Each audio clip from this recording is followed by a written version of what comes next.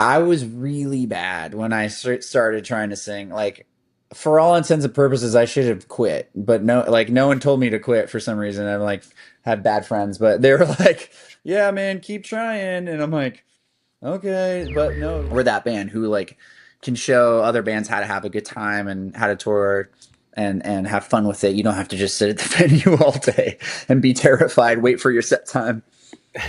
Thanks for tour of the year, bye. And I was like, what just happened?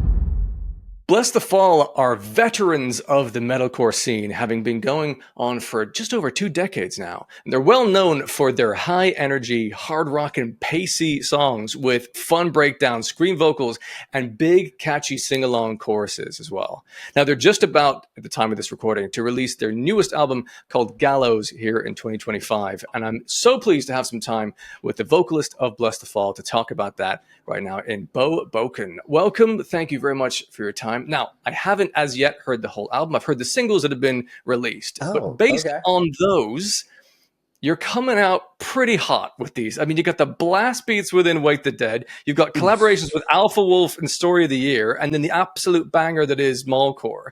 This isn't a comeback. This is an all-out assault. So were you feeling some kind of pressure of we got to come back strong after a few years off? And is that why you've come with such heat from the off with these singles? Yeah, it's funny. Like there was no pressure, which is awesome. I think that's what allowed us to kind of write the music that we wanted to write and to make it, feel organic and fun and natural. And we just love writing just bangers. You know what I mean? It's like we love the intense, high paced music. Like that's kind of how our live shows are. So we kind of we just wanted to make sure that people knew that we enjoyed writing heavy music still. And yeah, there was no pressure doing it. I mean, I think there was a bit of maybe like the expectation of like, oh, well, we've been gone so long. I guess you got to make sure that it's doesn't suck. So that's very important. But yeah, just we had so much fun writing these songs and writing this new album, and we took our time with it.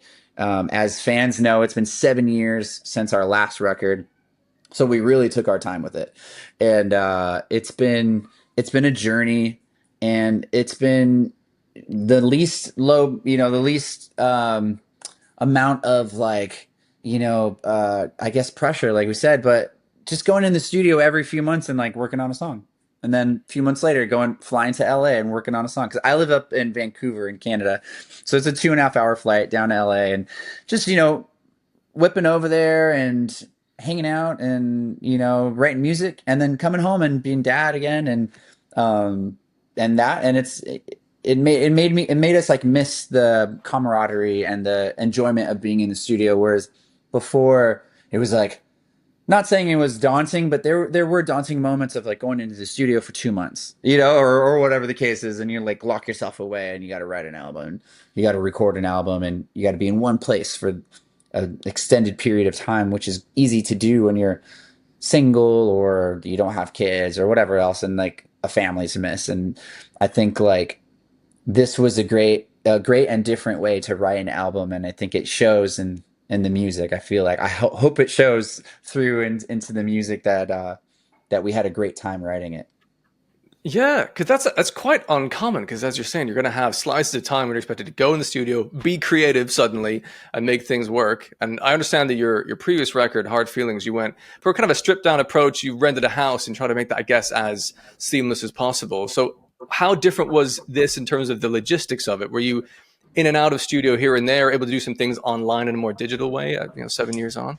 I mean, I did get music. Like, Eric would fly to LA and write and stuff, and so they would send me music to wrap my head around, let's say, and maybe get a little head start and do some lyrics and stuff like that. But no, there was no like Skyping or Zoom calls or anything like that. I know some artists kind of moved into that space where they would co-write with people via Zoom and stuff. And I never got around to doing that. I don't know if that works or not. So it sounded kind of weird. I'm like, I don't know if that would be the same. You get the same energy doing something like that because there's a special feeling when you gather in a room together and you feel that. So yeah, Yeah, we skipped that whole Zoom era. We saw a lot of people doing that. And we didn't Hey, do any live streams either. Like, a lot of bands did like the live performances, which is cool. We did talk about it, um, but I thought, well, if we do it, I'd want to do something kind of over the top and creative, and it didn't work out, so it's fine. sure. Yeah, so I suppose the hiatus sort of started right before COVID, right? So I guess it would be kind of at the same time when you're kind of calming things down. I guess it would be a bigger leap to go. Now we're suddenly going to try and do this thing live and online in that way. Now I Yeah. understand from like a decade ago, you were saying that the challenge and what you're trying to do is to artistically evolve as you go on, but also maintain the core sound that is Bless the Fall. I've Mm. also heard that this recent song, Mallcore, the attempt was to create the most Bless the Fall song possible. Yeah. So Blessthefall coded Yeah. completely. So how do you approach that? What made that song stand out as something you were going to, that was the goal of like making something that has all the elements that we need to have in a Bless the Fall song? And what were the kind of things you were hoping to tick off with that song in particular? Um, yeah, we wanted to, it had to have breakdowns. It had to have the halftime breakdown at the end. It had to have massive chorus, little chaotic intro. All these things kind of are our signature things that we do. Not saying like we're the first ones to do any of those things, but we're like definitely that was in the early days. It was like crazy guitar riff intro, brr, like heavy chuggy part, big singy chorus, heavy chuggy part. It's like, so it was very like, yeah, it was kind of easy to do in that. And when the song came together, we kind of laughed. We're like, that's just like the most Blessed of Fall song I've ever heard. And so the working title was Mallcore as a joke, because we're like, oh man, people are gonna just, the stigma continues amongst the metal community of Blessed Falls. Not we don't fall into the like deathcore category, or the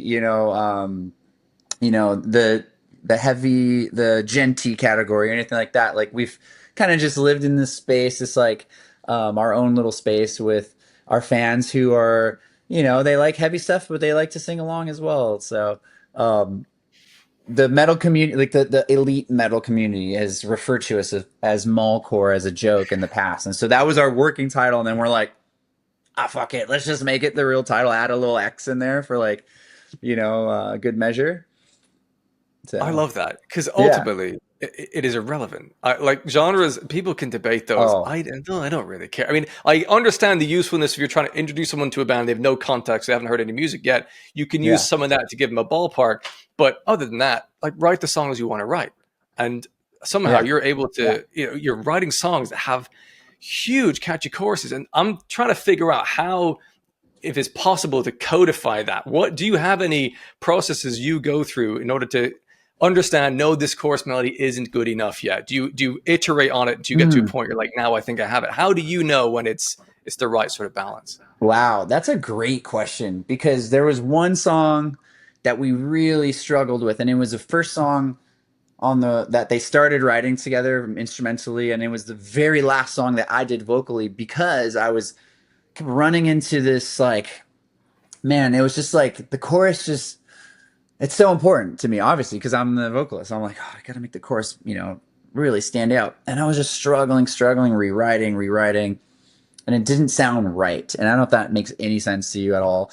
But when I'm listening to it, I'm like, just doesn't sound right. Like, I don't know what it is. And we reworked it so much. And an artist by the name of Pink Noise actually wrote some scratch vocals to it. And they added like their own little twist to it, just for fun, just to see. Our producer produces their albums, and we're like, we're just struggling. And he goes, oh, Casey wrote something. Want to listen to it? And I was like, sure. And the back half of whatever they did sounded so, I was like, whoa. It took another vocalist who had nothing to do with Bless the Fall, had no idea. There's no preconceived notions. They just heard the music and went, this is a melody. And I was like, oh, that's it. Like, this one melody unlocked this whole other part of my brain and the way I looked at that chorus. And so I was able to go in, use their melody on the back half of the chorus, and then add my own thing in the front half. And we were like, that's it. It sounds, this is great. So yeah, it's interesting writing music because like it's all subjective, art is subjective, um, and just when you're listening to something and it just doesn't sit right with you, it's hard to really explain what that is. Um, as a band, we've never put out any songs that we weren't stoked on. Like anything that were like any B-side possibilities just didn't even make the album. No one's ever heard them. We threw them away, and that's that. We don't go like, well, we should just throw it on so we have 11 songs. It's like, no, we just don't use it. Unfortunately, yeah. There was one song that a DJ remixed that actually came out really cool, and that was the closest thing that we've ever had to like a B-side that we used. But um, yeah, I don't know. I hope that's like a that's a No, long-winded answer. yeah. No, it's a fun puzzle. I don't know if I'll ever get to the bottom of it, but because it's music is It is this a amazing puzzle. crossover Yeah. of something that is a technical skill, and there's Yes. there's music theory to things, but there's also a kind of a feeling. And when I'm reviewing music, there's some points where it's like I can't explain it, but this chorus that doesn't land for me, or this other one I just Yeah. fucking love. It's really hard to know, but It's yeah, so God, it moves true. me when it And doesn't. you know, maybe someone else would have heard that and went like, "Well, it actually sounded really great," but for us, I don't know. I think it's just what your tastes are as an artist, and the things that you like and your sensibilities. Those all come into play when you're writing and then listening back and going like, do we want to put this out there? Are we happy with it? Or you know what I mean? Like, Yeah. which I can say we are 100% happy with every song that's on this album. And again, it just goes, to show like our standards are pretty high with the music that we put out. And I don't like filler. I don't like filler at all. I do like interludes. I think those are really cool and those are fun. I don't really consider that filler. I think it just goes with the magic of the album and stuff like that. Listening to the Yeah. album front to back, it's part of it. And yeah. Yeah, well, I mean, based on the singles I've heard thus far, this certainly seems to be the case. I'm so excited to hear the rest of it. It's super strong. And to your point, I think you have to go with your own feel as an artist of what you gel with, because ultimately you're gonna have to play these songs live, and you're about to embark on a pretty busy tour pretty soon, in about Yeah. a month or so. Lots and lots of days. Now, I understand that part of the reason for the band to go kind of into hiatus a few years ago was something, I'm sure there are many factors, but also fatigue for like doing a lot of touring back then. Are you putting in place anything different now to make sure that it's a sustainable kind of cycle of touring for yourselves? What has changed Hmm. about your approach to that in this particular era? I think it's just more so the lack of touring, I guess you could say, just not overdoing it. Where our last headliner was 2 years ago, and we're about to go on another headliner. I feel like that's a good amount of time to spend between going out and headlining a tour. If you're not like Oasis or like these massive bands where they can go out probably all the time and sell out arenas, but I think for a band like ours is we over toured for sure. There was times where like we are going through Chicago 3 times a year, and I'm like, people aren't going to pay to see you. They're going to see the same show. You know what I mean? Essentially. And so we just got to be smarter with it. And we all have families and people at home, like partners that we care about and enjoy spending time with and things like that. So I think just touring last, like we went out last year with Polaris. That was awesome. That was really cool to support them. And yeah, they're amazing. Oh, sick. Yeah, there you go. Did not know. Yeah. Amazing band. I didn't Yeah. really know too much about them before the tour offer came across our table, and I was like, I don't know, like, we're gonna play under this band I haven't really heard of, and then I listened to them. I'm like, oh, they're very sick. This is like they're a little different than us. They do sing and scream, blah blah, blah, but they're very like they are different. And so I was like, you know what, this would be really cool. And they ended up being some of the coolest dudes on the planet. We had a blast. It was so fun, and support tours are way less pressure. It's pretty cool. Just to like play a shorter set and to just like not and to play to potentially new fans and people that haven't heard of you. I think that's really cool. But it's also cool to go out and do our headliner and have a room full of people that love you. And you could play deep cuts and is stoked to hear it. You know what I mean? Like that is that's its own set of positives for sure. So I'm putting the light show together and making sure that looks cool and the stage looks cool and things like that. That's all. that's all really fun to do. So we're excited. But yeah, I'd say just not oversaturating the market. And this year we did a lot more festivals than we've ever done ever in North America. I know that it's like always festival season out there by you guys, and there's a billion really cool fests in UK and Europe, but out here we've never done the festival run. So, we got to do like a lot of the Danny Wimmer festivals and the Warp Tours and things like that. And that's it was a whole new thing for us to like fly out to Daytona and play a show, fly out to Long Beach, where have you. And that was a whole new thing, and it's been really cool. And playing in front of those crowds is like unreal. You know what I mean? There's the one in Daytona. It's oh my god, I keep forgetting. It's not Louder Than Life. We're playing Louder Than Life coming up in this next one. That's a Danny Wimmer fest, and just the stage size and the crowd and the vibe is crazy. It's so fun, and it's something that hopefully that we're in that circuit now. Hopefully, we weren't really on the radar before, and we played Incarceration last year, and they all came up to it. We opened up the main stage, and it was a great crowd. Like crowd went off. It was so cool, and first thing in the morning, I'm like, well, morning, it's like 12:30 in the afternoon, but all these people had just risen from their tents. But just seeing that reaction from all these people, and a lot of them probably hadn't heard of us, and I was like, wow, this is amazing. Like, this is really cool. It was fun to be on a big stage in front of a bunch of new people, and now, and they were very impressed. I remember afterwards, like, people from the festival were like, we've never watched you play before. That was awesome. Like, you do great with the crowd. I'm like, yeah, man, like, we've been doing this for 17 years. Like, I'm pretty good at it by now. So yeah, that's a whole new thing for us. Like I said, just doing the festival runs. Really cool. Yeah. I'd be surprised if there were that many people that hadn't heard of you before. Again, because the band's been going for so long, and it's had a lot of success with Yeah. some of the songs. Like, are you feeling your role different in the scene at this stage, having been doing it for so long? Do things feel different to you in terms of how people see Blessthefall from when you joined the band a few years, well, many years ago, I suppose?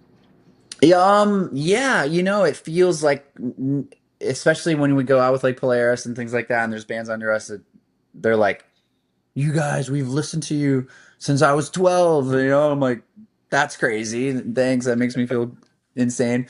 But yeah, I feel like part of it is we are still proving ourselves, even in our 17th year, as a band.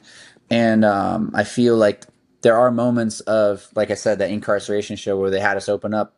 They didn't have any idea really about us, and there's still a bit of that, a bit of the like proving that we're good at what we do and we have something to offer the scene and music in general.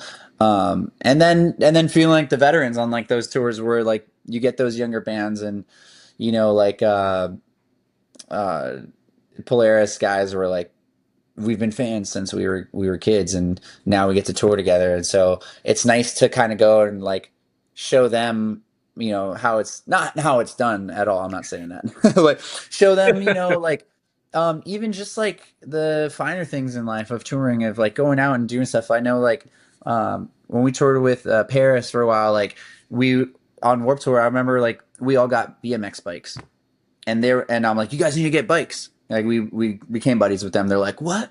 You can like leave the venue? I'm like, yeah, dude. Like, that's the fun part, is like, let's go on adventures. So I remember taking them, and Lynn, the singer, was like, I never used to leave the venue. I was so terrified of like going anywhere.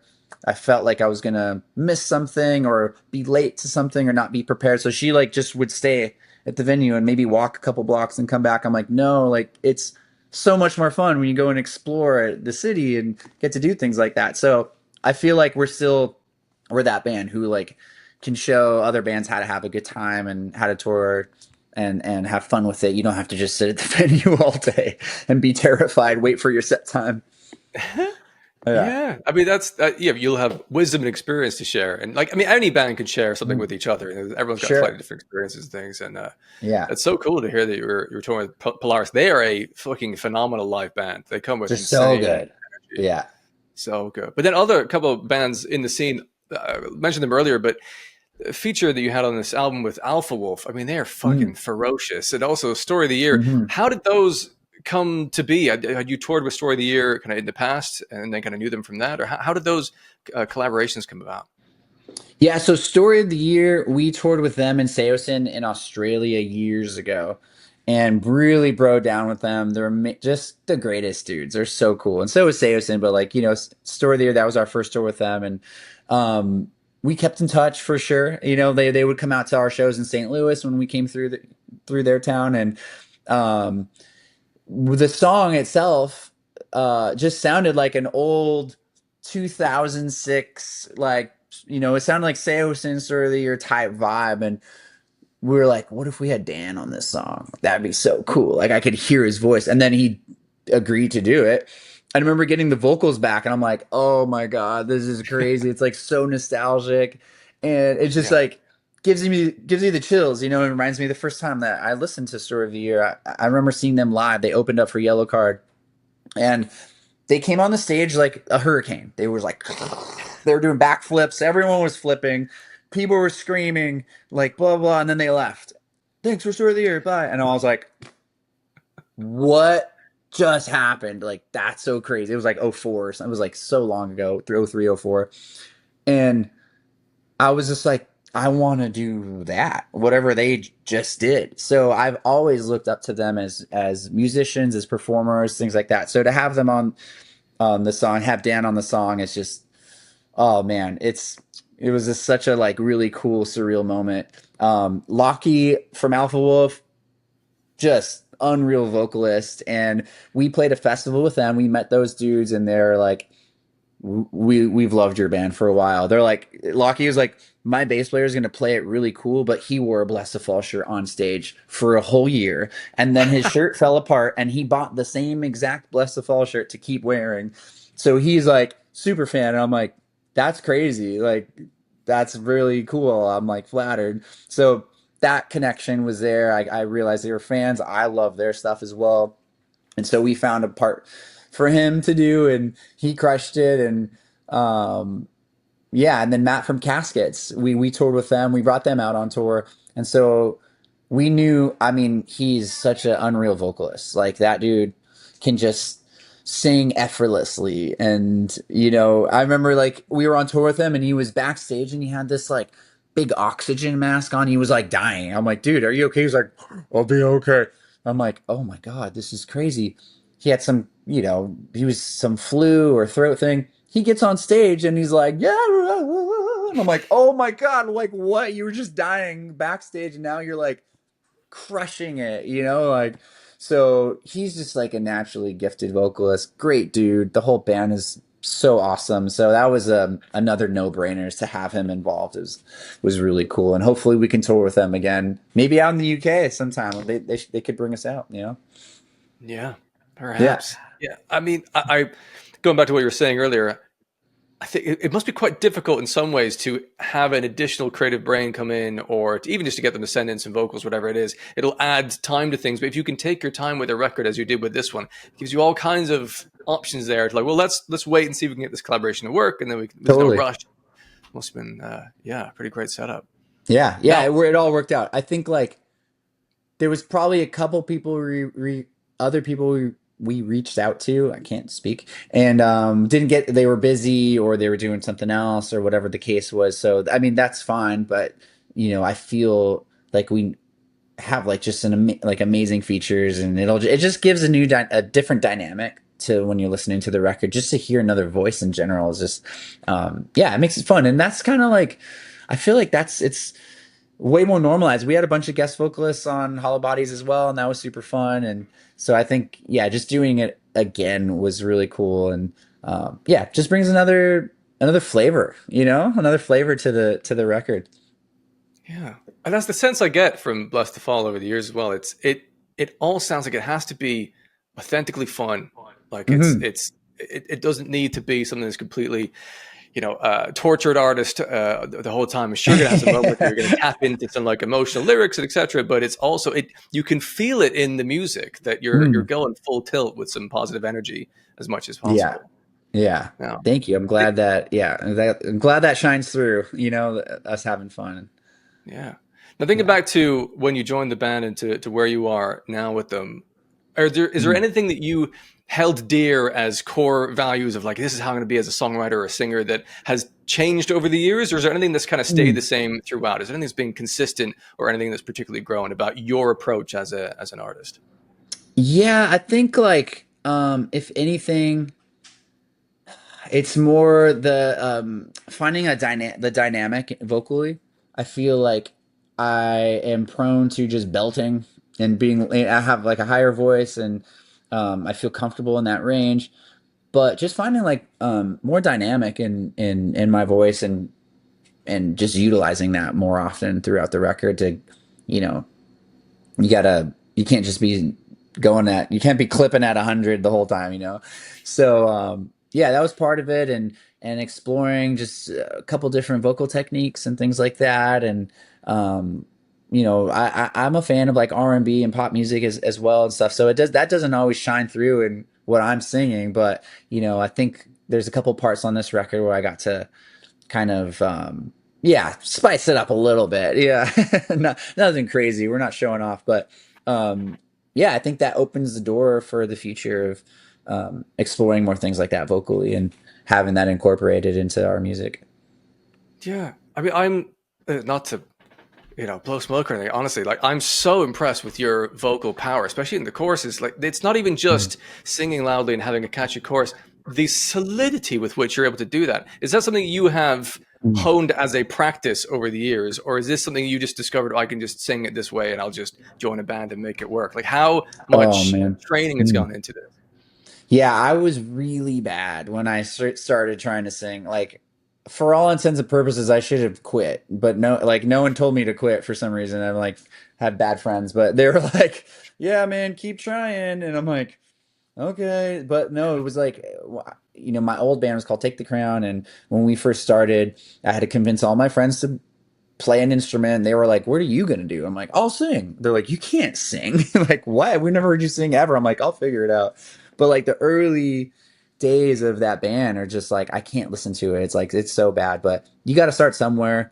It was very garage bandy, very like meet in the garage and practice and suck and suck and suck and suck. And then I took vocal lessons, and that helped. Right, it helped a little bit. So every vocal lesson I took, I could feel like, oh, like something's changing. Like the technique is, now I'm understanding how this is coming out of me, where I had no clue before. Like I could sing along to stuff. I would sing along to like Blink 182 or something, and I'm like, oh, I feel like I can sing this Blink song. So I was, which isn't hard to do, I guess. Yeah. Come to find out. But yeah, and then I remember going into the studio with my old band, and then Chris from Seosin, he's a bass player. He was learning how to record, so he's like, "Let me record some demos for you." We're like, "Sure, we'll take anything." And it was like boot camp. I remember he had me in the booth, and he'd be like, "Sing it like this, blah blah blah," and I'm like, like trying to like copy him, and he's like, "No, again, again," like. And it was literally boot camp. I remember just being in the studio for hours and hours and hours, sometimes till 6 a.m. the next. I remember like opening the door. There's no windows, and it was like morning. And he's like, "You want to go get breakfast?" I'm like, "Holy shit!" So it was like, yeah, just vocal boot camp with him. And because he was very harsh, and he was like a good friend, so he could be real with me and be like, "Dude, you suck. Like, you got to work on this. Like, we got to get you there. I can tune you up, but let's get you there." So, yeah, between vocal lessons and that, I feel like that all prepared me for when it was time to audition for Blessthefall. I felt like I was finally in a place where I could like actually write melodies and perform them, and I could sing their songs, and I could write to their demos that they had sent me and things like that. So it took a while, man. It took years, and I still feel like I learn every time I go to the studio. I still feel like I'm learning something. Right. Well, it's Yeah. certainly been paying off for sure. What is it? I wonder is the main driving force that keeps you going and inspires you to keep putting out music and go on these tours. What is your? Do you have like a peak moment that it is to be in a band that you're like, that's the thing, that's the drug that I chase every time I go out? Mm. I think it's pretty. I mean, it's pretty simple. Like seeing people sing your song, like actually playing shows and connecting, and seeing the crowd, and the emotion that it evokes. When you're playing these songs, that you're like you may not think much about it, and then you see someone like crying, or you see someone singing it back, and you're like, oh, that's why. Okay, that's really cool.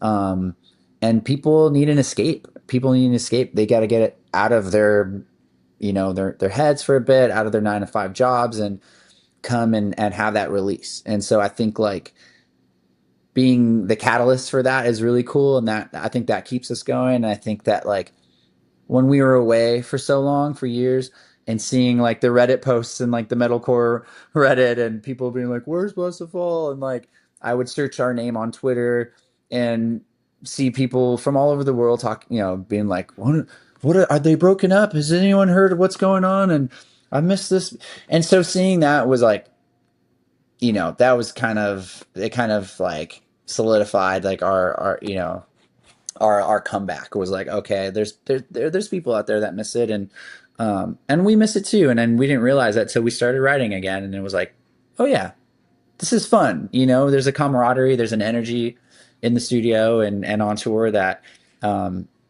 is, yeah, it's something that you can't really get elsewhere. You know what I mean? It's so unique to those experiences. I'd say the closest thing would be like a hockey team. Like I grew up playing hockey, and the teamwork and going on the road and doing these tournaments on like road trips, flying with all your friends, being in a hotel with all your friends, competing and having it be a group effort. I think that's the closest thing to being in a band that I can, compare it to. Yeah.